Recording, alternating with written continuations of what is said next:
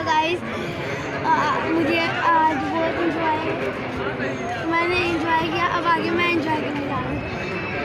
تو گائز یہاں پہ کیفے بھی ہیں. یہاں پہ اتنا بڑا پارک ہے بیریا ٹاؤن میں, جس میں یہاں پہ یہ آئیفل ٹاور موجود ہے. تو یار آپ دیکھ سکتے کتنی بڑی بڑی بلڈنگز ہیں. یہاں پہ کچھ بن رہی ہیں, کچھ بن گئی ہیں. یہاں پہ اتنے زیادہ کیفے ہیں. ٹری یا دیکھیں کتنے ٹری, ان کو کتنا سال لگ گیا تھا. آئیفل ٹاور دیکھیں, یہ دیکھیں اتنا, یہ آئیفل ٹاور وہ نظر آ رہا ہے. تو یہاں پہ تو گائز یہاں پہ لفٹ بھی تھی, پر میری ماما نے مجھے جانے نہیں دیا, کیونکہ یہ دیکھیں اتنی کھلی کھلی جنگلیں بنے کہ ٹوٹنا چاہیے. فل اوپر دیکھیں وہاں پہ کھانا بھی کھا سکتے ہیں, کوئی مول. تو گائز ہم یہاں پہ پارک میں بہت انجوائے کر رہے ہیں. ابھی یہ ہے بحریہ ٹاؤن میں. یہ آئیفل ٹاور دیکھیں, اس کی لائٹس آن ہوتی ہیں, کبھی